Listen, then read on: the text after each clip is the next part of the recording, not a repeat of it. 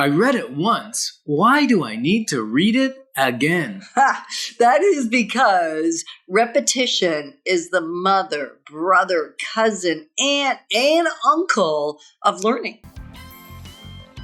Isn't that good? Moving forward with the Decker team.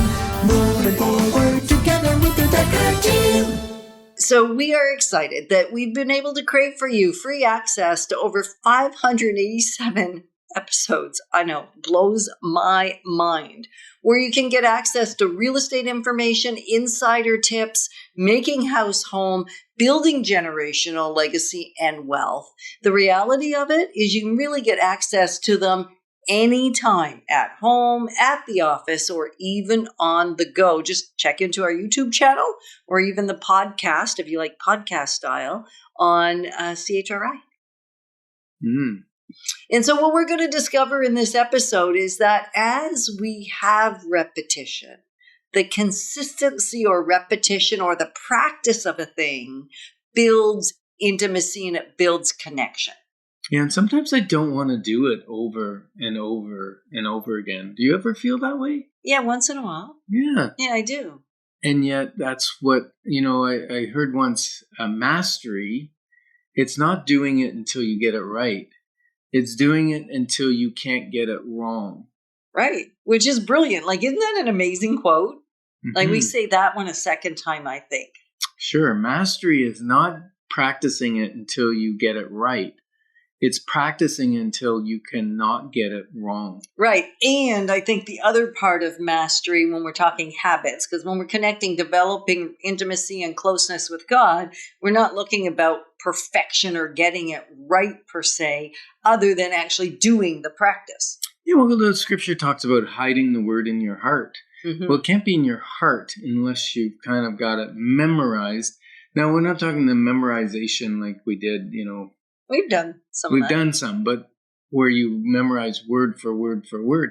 But as you read it repetitively, I've found that in a certain situation, the scripture just bubbles up. It's not like it's memorized, but it kind of bubbles up out of my being. And I don't even have to quote it or anything, or I don't know what verse in scripture or chapter or even what book it came from, other than it came from the book of the Bible. It just comes up and it's satisfying, it's releasing, it's peace-giving, it's instructive. And it gives intimacy. Because even when that happens a lot, even in our morning time or when we're with other people, all of a sudden someone say, can you pray about this? It's like, sure, we'll pray. And we're getting much better. And this, again, it's a habit. And at first, this was an uncomfortable habit. And yet it has developed certainly a deeper trust of what God's saying to me. And that is when somebody says, can you pray for me? It's like, yeah, let's do that right now. Mm-hmm. Rather than I'll go away and I'll do that later, because sometimes later doesn't happen is truth.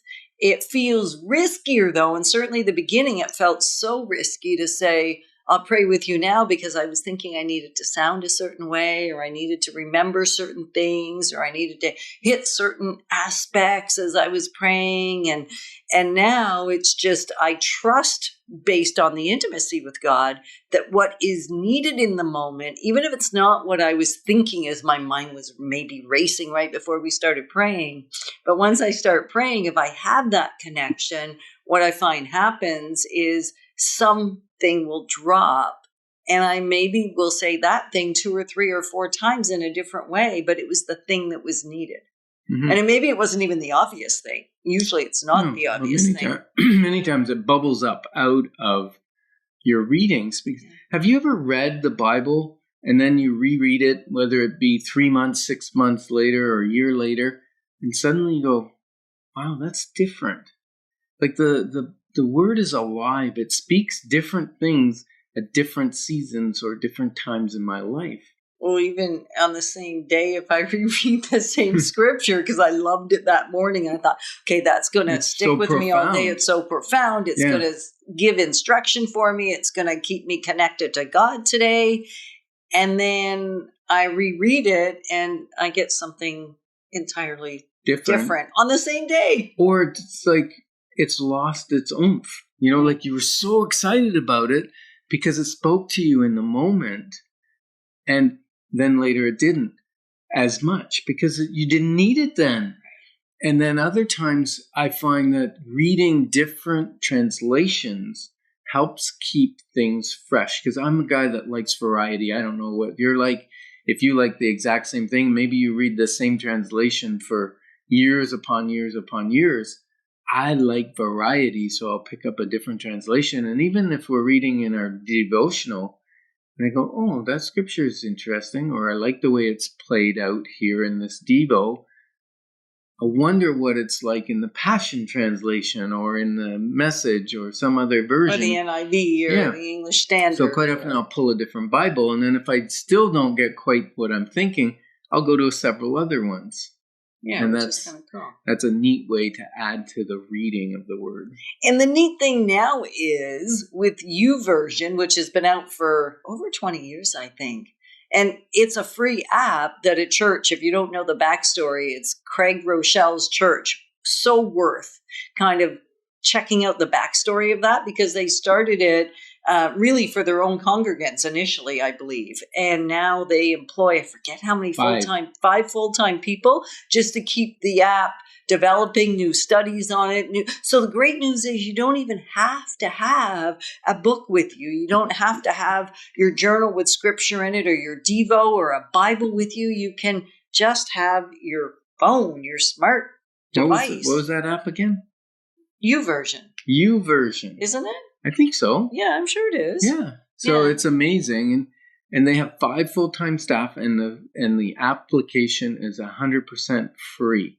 Yeah, which is incredible, right? Yeah. And so that makes it even easier to develop patterns of behavior and rituals when you can just take it with you anywhere, anyhow, anytime. Mm. So when we first started this whole, how do we develop a consistent behavior, we would get up at 5 o'clock, 5:30 at that point, I guess.